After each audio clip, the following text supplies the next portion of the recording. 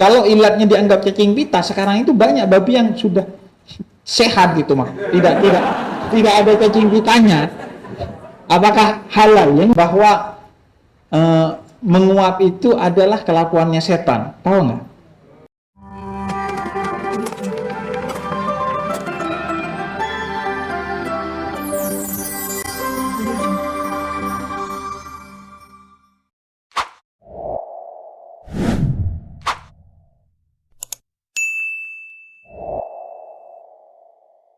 Selamat siang teman-teman semuanya. Perkenalkan, nama saya Ahwan Al-Ghani, bisa dipanggil Ahwan, dan saya mahasiswa bola semester 3, dan asal saya dari Madura, tapi bukan dari Timur. Ya, di Madura karena temanya adalah kebudayaan, ada banyak sekali kebudayaan di Madura yang agak sedikit menengah. Salah satunya orang Madura kritis-kritis mengkritisi ajaran-ajaran agama Islam. Salah satu yang dikritisi oleh tetangga saya khususnya ketika saya perpulangan dari pesantren. Saya duduk dengan tetangga saya di dekat rumah, kemudian dipanggil sama tetangga saya gitu. Cek sini, saya nanya. Pertanyaannya kan kalau di Quran itu disebutkan wala taqrabu zina, karena saya tetangga orang Madura yang sudah agak malu gitu. Artinya kita tidak boleh mendekati istri ketika istri itu sedang dalam keadaan haid. Kan itu kan alasannya karena alasan kesehatan seksual. Nah sekarang ini sudah ada alat kontrasepsi yang bisa menghalau penyakit-penyakit kesehatan. Nah pertanyaannya saya tuh, apa hukumnya nampak dengan istri bila istri sedang haid tapi dengan menggunakan alat kontrasepsi atau kondom?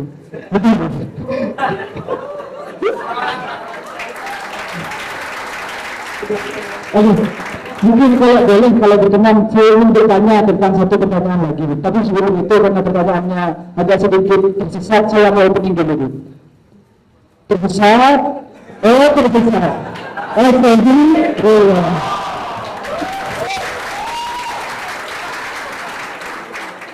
Pertanyaan yang kedua mungkin juga relate dengan kita yang ditunjukkan sehari-hari berkenaan dengan sholat Jumat.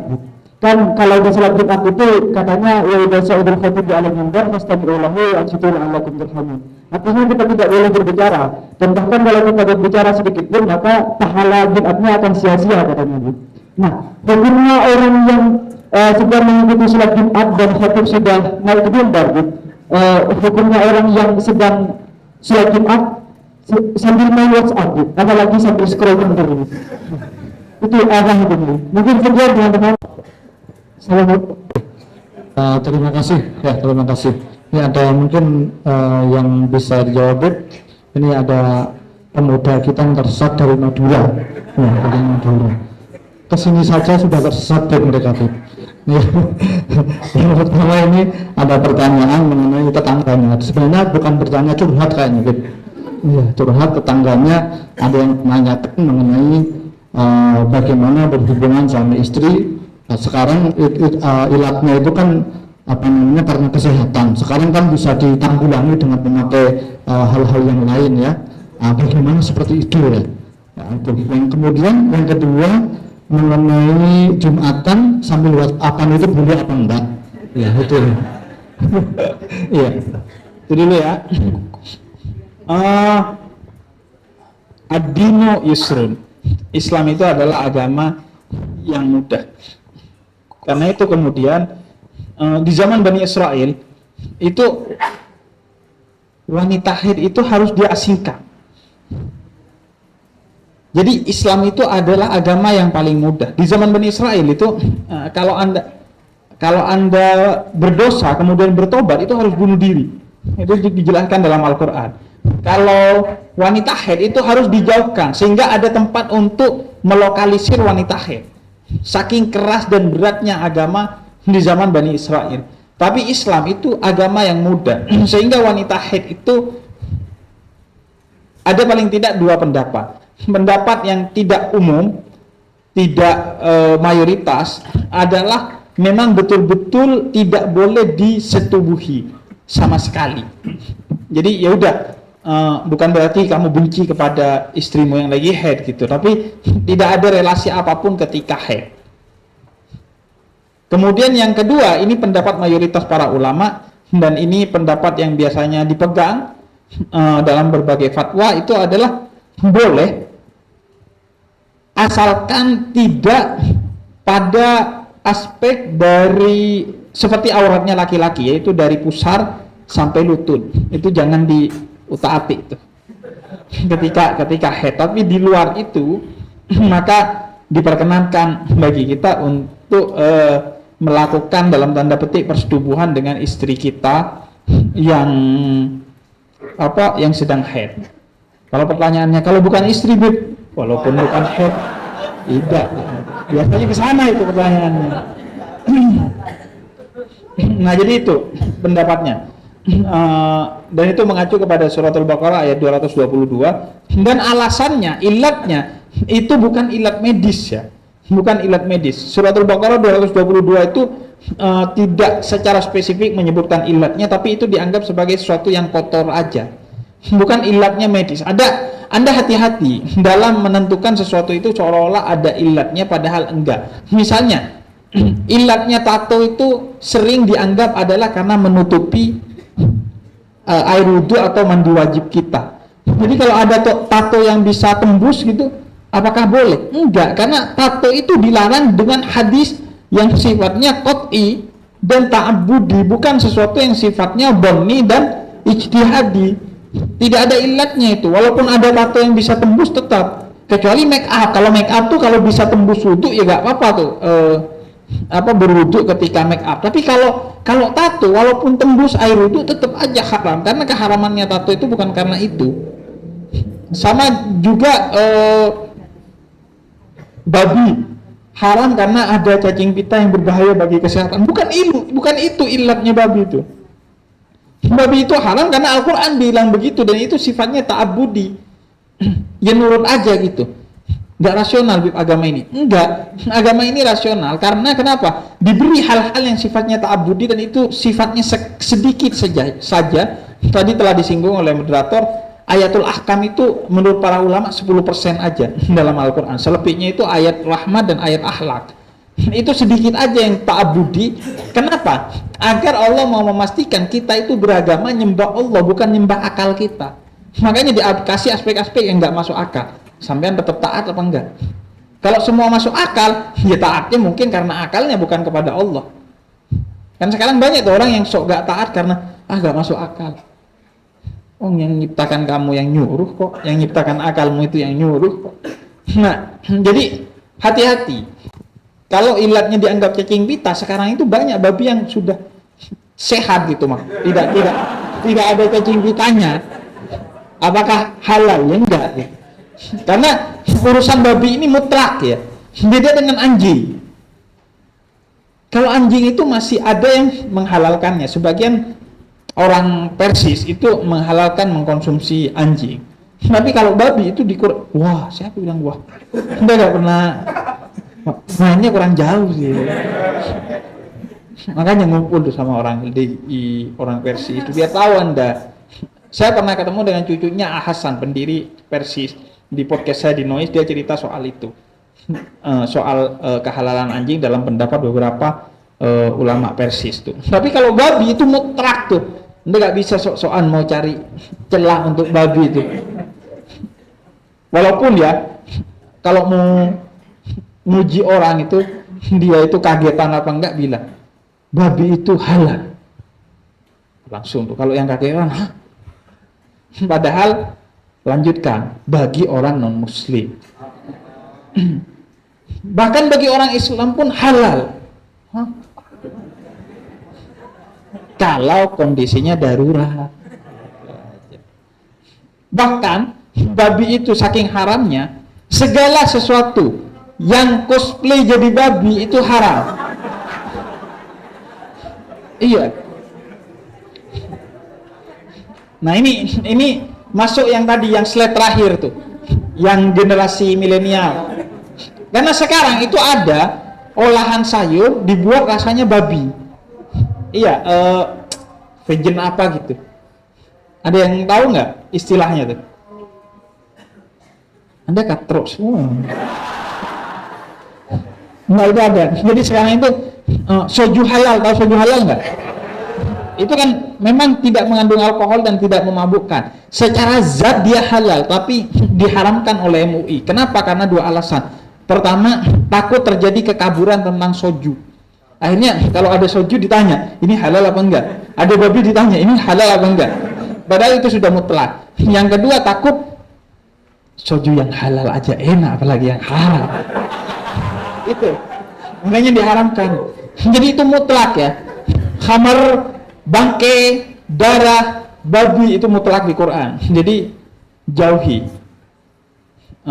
Judi itu judi itu haram. Walaupun ada loh judi yang halal. Seorang ibu yang mempertaruhkan anaknya, itu kan perjudian, bertaruh tuh. Bertaruh. Nah, itu soal haid.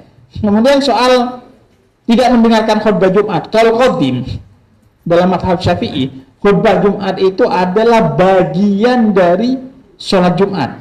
Dia sebagai pengganti 2 rakaat duhur dalam sholat Jumat. Sehingga kalau meninggalkannya berarti sholat Jumatnya tidak sah. Tapi kaul jadidnya, pendapat ulama yang baru, itu sholat Jumat bukan pengganti, bukan peringkas dari 2 rakaat duhur. Dia terpisah. Karena itu kalau tidak mendengarkan hukumnya makruh. Tapi sholat Jumatnya tetap sah. Dalam hadis Nabi katakan sia-sia. Sebagian ulama qaul qadim menyatakan sia-sia itu maksudnya tidak sah, tapi qaul jadidnya menyebutkan yang dimaksud sia-sia itu seperti sia-sianya fawailul lil musallin, sia-sianya orang yang sholat. Itu bukan berarti tidak sah, tapi tidak diterima pahalanya oleh Allah Subhanahu wa taala. Jadi bukan boleh ya, sah. Sama aja kayak Anda gini. Anda naik haji pakai duit haram. Sah apa enggak? Pakai duit judi. Sah. Atau Anda naik gaji dengan duit hasil jual ginjal. Sah apa enggak? Sah. Tapi Anda mengalami 2 kegagalan tuh. Gagal dapat pahala haji dan gagal ginjal. Sah. Dan kita gak ngejar sah, karena sah itu hanya aspek hukum. Sedangkan kita nanti masuk surga bukan hanya karena menjalankan sekedar sah-sahan. Kalau sah-sahan mah gampang. Sah-sah gitu. Anda puasa marah-marah sah tuh. Puasa nonton TikTok sah tuh. Asal gak sampai keluar sesuatu yang berbahaya tuh. Nggak apa-apa, sah dia, tapi ya gak diterima pahalanya oleh Allah. Angus tuh, malah marah dan lain sebagainya. Jadi makanya di antara kemakruhan ketika khutbah Jumat sedang dilantunkan adalah berkata diam kepada orang yang berbicara. Saking pentingnya Anda diam ketika khutbah Jumat, itu Anda bilang, "Woi, diam." Itu gak boleh, makruh itu. Iya kan? Karena kalau semua berkata begitu akhirnya rame tuh, diam. Makanya nggak boleh tuh, diam gitu, nggak boleh. Tinggal WhatsApp kan sekarang, diam.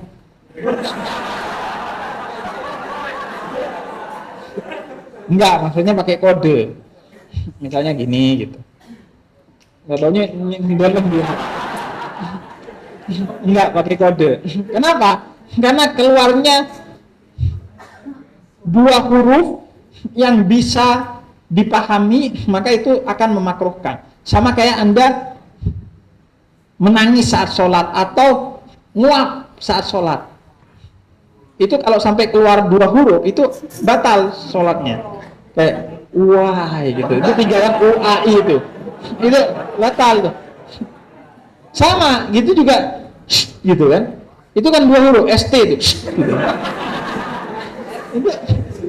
Ini kalau kita bicara hukum ya gini gitu. Repot sama anak humaniora nih. Hukum itu begitu. Jadi itu 2 huruf dihitungnya. Makanya batal dalam mazhab Syafi'i itu sholat kita. Jadi intinya begitulah. Dan Anda pernah dengar hadis bahwa menguap itu adalah kelakuannya setan. Tahu nggak? Hadis itu. Nah itu kalau dipahami secara tekstual, tidak dengan pendekatan kebudayaan, Anda harus tahan tuh kalau menguap tuh.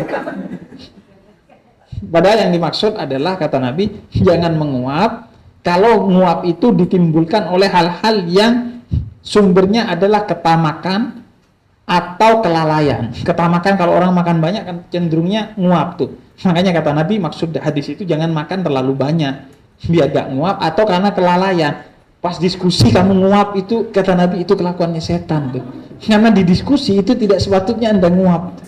Begitu juga saat sholat tuh, nguap tuh walaupun tidak keluar suara, itu sebaiknya itu tidak terjadi, kecuali memang bukan karena makan, karena memang udah ada sesuatu yang menyebabkan itu yang di luar kontrol kita, baru tuh.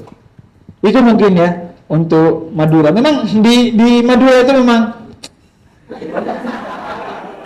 iya, Madura itu iya. Anda tahu tuh, saya itu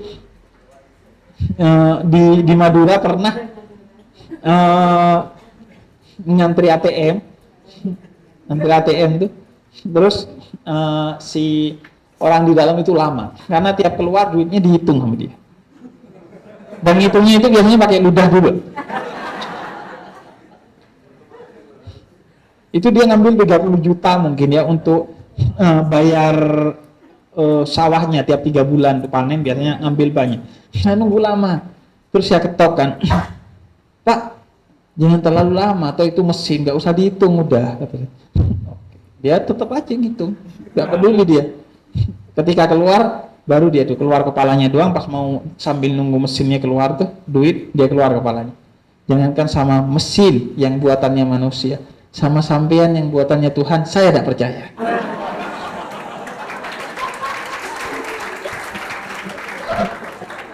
Iya, jadi dan ternyata benar. Saya tuh 3 kali store tunai 1 juta yang masuk 800.000. Saya suzon kan, ini pasti dicuri istri saya nih. Karena kan biasanya kelakuan istri begitu tuh.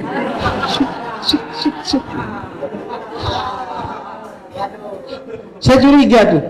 Nggak taunya ternyata itu bisa tuh dimasukin, nggak kehitung tuh. Ternyata setelah saya telepon halo BCA, bisa tuh.